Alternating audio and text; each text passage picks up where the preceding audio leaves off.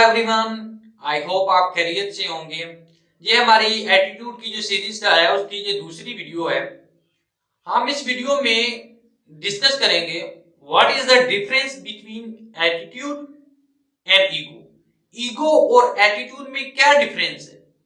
हमने पिछली वीडियो में एटीट्यूड में बड़ी डीप में समझा था कि एटीट्यूड एक किसी भी एक्टिविटी के ऊपर एक रिस्पॉन्स है, किसी भी एक्टिविटी के ऊपर एक रिस्पॉन्स है, हमारा मेंटल व्यू है उसके बारे में, स्टेट ऑफ माइंड है, एक रिएक्शन है किसी भी एक्टिविटी के ऊपर। आप ऐसे कह लें attitude is a thing what you think and feel and act based upon this feeling and thought.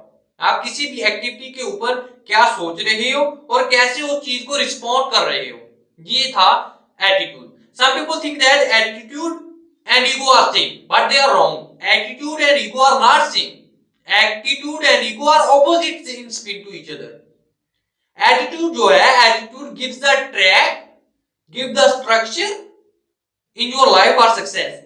In the other hand, जो ईगो है, ईगो उस रास्ते को, उस ट्रैक को डिस्ट्रैक्ट कर देता है आपको, उस स्ट्रक्चर को जो आपकी पूरी लाइफ की स्ट्रेटेजी को बनी होती है। आप बिजनेस प्लान करते हो, आप स्टडी करते हो, आप स्टडी में अपनी प्लानिंग, शॉर्टिंग, स्मार्ट वर्क सभी काम करते हो। जो एटीट्यूड है वो उसको ट्रैक देता है कामयाब होने के लिए। विदाउट ट्रैक तो आप कहीं नहीं जा सकते। वो ट्रैक एटीट्यूड है जिसके ऊपर आप अपनी सारी स्ट्रेटेजी को अपना के आप कामयाब हो सकते हैं। इन अदर हैंड जो ईगो है वो उसी ट्रैक को डिस्ट्रॉय कर देता है, जिसकी वजह से आप नाकाम हो जाते हैं। ईगो और जो एटीट्यूड है, ईगो और एटीट्यूड एक अलग टर्म है। सम पीपल एटीट्यूड और ईगो को एक ही समझ लेते हैं, जिस वो इस मिसअंडरस्टैंडिंग की वजह से वो अपने ईगो को क्रिएट कर लेते हैं, जिसकी वजह से वो नाकाम हो जाते हैं। अगर आपने लाइफ में कामयाब होना है, अगर आप कामयाब होना चाहते हैं तो आपको एटीट्यूड को यूज करना होगा। एटीट्यूड ही एक ऐसी चीज है जिसको फॉलो अप करके आप अपने ट्रैक पर पहुंच सकते हैं। से फॉर एग्जांपल, अगर आपने लाहौर से कराची जाना है तो आप जिस ट्रैक पर चल के कराची जाएंगे उस ट्रैक का नाम एटीट्यूड है। विदाउट ट्रैक आप कराची नहीं जा सकते। इसी तरह सक्सेस है, सक्सेस अगर आपने अचीव करनी है तो विदाउट एटीट्यूड आप अचीव नहीं कर सकते। अब हम करते हैं बात एटीट्यूड और ईगो पे क्या फर्क है, हम कैसे जज करें कि that is ego, that is attitude. अगर आप किसी भी काम में स्ट्रगल कर रहे हो, राइट स्ट्रेटेजी को अपना रहे हो, वर्कआउट कर रहे हो, प्लानिंग बना रहे हो, सभी काम कर रहे हो, स्मार्ट वर्क ट्रिक यूज कर रहे हो, आप कर रहे हो, सब कुछ कर रहे हो, मेहनत कर रहे हो और आप कहो कि आई कैन डू इट, मैं इस काम को कर लूंगा क्योंकि मैंने इसकी बार बार प्रैक्टिस की है, मैंने इस पे काम किया है, मुझे उम्मीद है, I hope I can do it, मैं इस काम को कर लूंगा, that is attitude. And other hand, अगर एक शख्स कहे कि मैं काम कर लूंगा, just I can do it, सिर्फ मैं ही इस काम को कर सकता हूं, मेरे अलावा कोई शख्स भी इस काम को नहीं कर सकता, दैट इज ईगो। एक शख्स कहे आई एम द बेस्ट, मैंने मेहनत की है, मैं इसको अचीव कर लूंगा, मैं इस टारगेट को, इस मिशन को अबूर कर लूंगा, आई एम द बेस्ट, मैंने स्ट्रगल किया, आई एम द बेस्ट। दूसरी तरफ एक शख्स कहे कि मैंने स्ट्रगल किया, मेहनत की है, प्रैक्टिस की है, just I am the best, मैं ही सिर्फ इस काम को कर सकता हूं, वो शख्स में क्या है, ईगो। वो जो ईगो है वो इंसान को डिस्ट्रैक्ट कर देगी, उस डिस्ट्रैक्शन की वजह से वो इंसान डिस्ट्रॉय हो जाएगा और फेल हो जाएगा। एटीट्यूड क्या है, एटीट्यूड इंसान को पॉजिटिव थिंकिंग देता है, किसी काम के लिए एक बेस्ट रिस्पॉन्स देता है। और जो दूसरी तरफ ईगो है हमारा, ईगो इंसान को कॉन्फिडेंस से ओवर कॉन्फिडेंस बना देता है। एक शख्स गेम करता है, रेस करता है, प्रैक्टिस करता है, उसको कॉन्फिडेंस होता है कि मैंने प्रैक्टिस की है, मैं इस रेस को विन कर लूंगा, उसमें है कॉन्फिडेंस। दूसरी तरफ शख्स कहता है कि मैं ही इस रेस को विन करूंगा क्योंकि मैंने प्रैक्टिस की है, उस शख्स में ओवर कॉन्फिडेंस रहता है। ईगो ओवर कॉन्फिडेंस क्रिएट करता है, ओवर पॉजिटिव क्रिएट करता है। एक पॉजिटिव होता है, एक होता है ओवर पॉजिटिव सोचना कि मैंने प्रैक्टिस की है, मैं इसको जीत लूंगा, ये पॉजिटिव थिंकिंग, मैंने मेहनत की है, मैं इस स्ट्रेटेजी को अपनाई है, मैंने प्रैक्टिस की है, मैं इसको जीत लूंगा। यह है पॉजिटिव थिंकिंग। दूसरी ओवर पॉजिटिव थिंकिंग क्या होती है कि मैंने प्रैक्टिस की है, मैं ही जीतूंगा। ये ओवर पॉजिटिव, ट्रस्ट से ओवर ट्रस्ट कन्वर्ट कर देता है ईगो। अगर आपने कामयाब होना है तो आपको, अगर आप जिंदगी में कहीं भी, अगर आप जिंदगी में कहीं भी किसी फील्ड में, आप स्टूडेंट हैं, टीचर हैं, पेरेंट्स हैं, बिजनेसमैन हैं, आप सिंगर हो, कुछ भी हो, जब भी आप किसी लाइफ में नाकाम हो रहे हो, जब भी आप लाइफ में नाकाम हो रहे हो, तो अपने आप को कह दो कि मैंने अपनी ईगो को डिस्ट्रैक्ट करके, डिस्ट्रॉय करके उस ईगो को मैंने कन्वर्ट करना है एटीट्यूड में। जब आप एटीट्यूड में अपने ईगो को कन्वर्ट कर लोगे, डेफिनेटली आप कामयाब हो जाओगे। जहां क्वेश्चन एक राइज होता है कि I done all my thing best, मैंने अपनी सभी बेहतरीन चीजों को अपना लिया है, I have done my everything, but why I am not achieve success in my life, why the other people are getting, दूसरे लोग क्यों कामयाब हो रहे हैं, मैं कामयाब क्यों नहीं हो रहा। यहां एक ही सवाल है, just change your ego into attitude. आपने एटीट्यूड को क्रिएट करो, पॉजिटिव एटीट्यूड को क्रिएट करो। एक कामयाब शख्स रहना, एक कामयाब शख्स रहना और कामयाब होना, ये दो अलग टर्म, इनमें जमीन और आसमान का फर्क है। एक शख्स कामयाब हुआ वो अलग साइड पे है, एक शख्स कामयाब है और रहेगा वो एक अलग टर्म है। एक गेम का प्लेयर होता है, आपको समझाने के लिए, एक गेम का प्लेयर है, वो उस गेम का किंग है। एक ऐसा टाइम आता है कि उस किंग की जगह कोई दूसरा शख्स आ जाता है, वो किंग बन जाता है। इसके पीछे रीजन क्या है? इसके पीछे रीजन यही है कि वो शख्स, उस शख्स में जो किंग है गेम का, उसमें ईगो आ जाता है। वो जो ईगो है वो शख्स को डिस्ट्रैक्ट कर देता है। डिस्ट्रैक्ट कैसे करता है? उसका माइंड, जो उसकी कंसंट्रेशन है, वो अपनी गेम से हटके अपने अवार्डेड, अपनी मीटिंग, अपने लोगों के साथ पार्टीज, इनकी तरफ डिस्ट्रैक्ट हो जाता है, जिसकी वजह से उसका फोकस जो है वो डिस्ट्रैक्ट हो जाता है।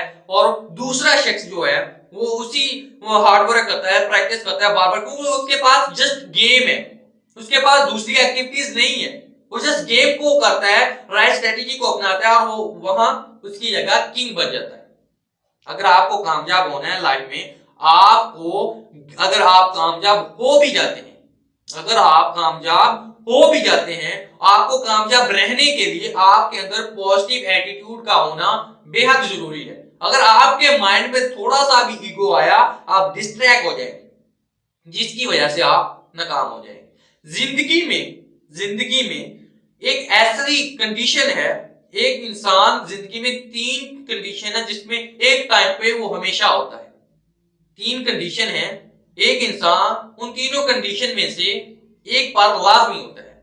फर्स्ट कंडीशन है एस्पायर, सेकंड कंडीशन है success, and third condition is that failure. एक शख्स जो है, एस्पायर को पहले देखना है। एस्पायर क्या चीज है? एक बिजनेसमैन है, वो अपनी पूरी स्ट्रेटेजी को बना रहा है, प्रोसीड कर रहा है, प्रोसीड कर रहा है उस काम को, अपनी प्लानिंग को बना रहा है, अपने वर्कआउट कर रहा है, अपने कस्टमर को मिल रहा है, अपनी मार्केटिंग कर रहा है, अपनी सोशल मीडिया मार्केटिंग कर रहा है, अपनी सारी स्ट्रेटेजी को अपना रहा है। जो स्टूडेंट है वो अपने दिन रात मेहनत कर रहा है, नोट्स ले रहा है, प्रैक्टिस कर रहा है, टेस्ट दे रहा है। जो कोई भी पेरेंट है या टीचर है, जो कंडीशन होती है जिसमें वो काम कर रहा है, किसी भी फील्ड में, किसी भी प्रोजेक्ट पर जो शख्स काम कर रहा है, उस काम करने को क्या कहते हैं? Aspire.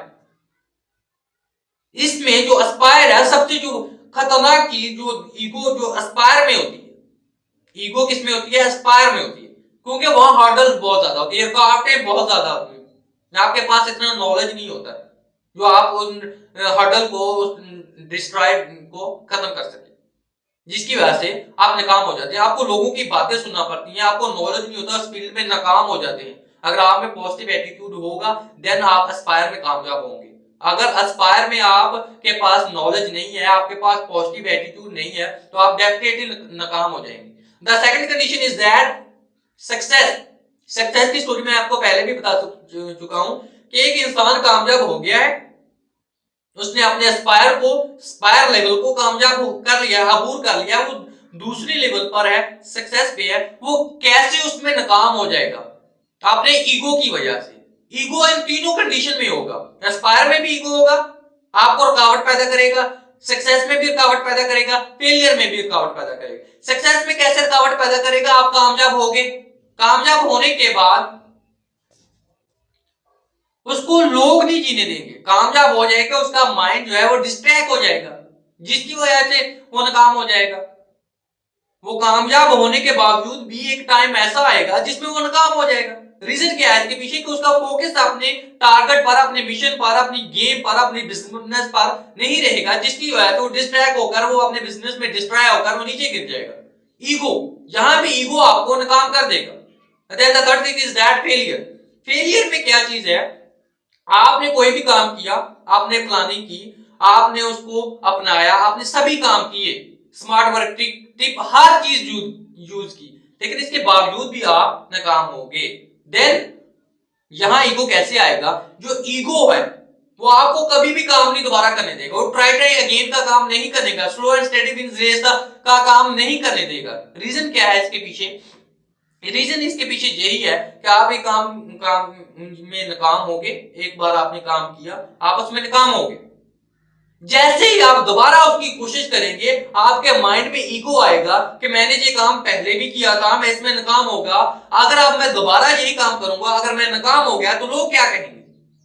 Never think about people what they are thinking about you. लोगों के बारे में मत सोचो लोग क्या सोचें, just think about your plan, about your achievement, about your goal, about your wishes. अपने अचीवमेंट के बारे में सोचो। Then the one day is come when you will success. एक दिन ऐसा आएगा जब आप कामयाब होंगे। अगर आप लोगों के बारे में सोचते रहे, लोग क्या करेंगे, लोग क्या होंगे, तो आप कभी भी कामयाब नहीं हो सकेंगे। हमारे नाकाम होने का सबसे बड़ी रीजन यही है कि हम क्लासेस में पढ़ते तो आए हैं कि ट्राई अगेन। अगर एक चीज में नाकाम हो गए हैं, दोबारा कामयाब हो, दोबारा काम करें, दोबारा सभी काम करें, आप कामयाब हो जाएंगे। लेकिन क्या है कि हम एक बार नाकाम होने के बाद दोबारा उस काम को करने की सोचते नहीं है, हम में ईगो आ जाता है कि लोग क्या कहेंगे, मैं दोबारा ये काम नहीं करूंगा। यही वजह है कि आप नाकाम हो जाते हैं। जब आपने कामयाब होने की ठान ली है, वो थॉमस एडिसन ने 10,000 बल्ब बना के कामयाब क्यों हुआ? उसने ठान ली थी। अगर उसके अंदर भी ईगो आ जाता कि मैं इतनी बार नाकाम हो चुका हूं, लोग क्या कहेंगे, तो कभी भी कामयाब नहीं हो पाता। हम जहां लाइट के नीचे कभी नहीं बैठे होते। हमेशा जिंदगी में शख्स बनकर नहीं, शख्सियत बनकर जियो। जिंदगी में कभी भी शख्स बनकर नहीं, शख्सियत बनकर जियो। शख्स तो खाक में मिल जाता है, शख्सियत हमेशा जिंदा रहती है। Wish you all the best, best of luck.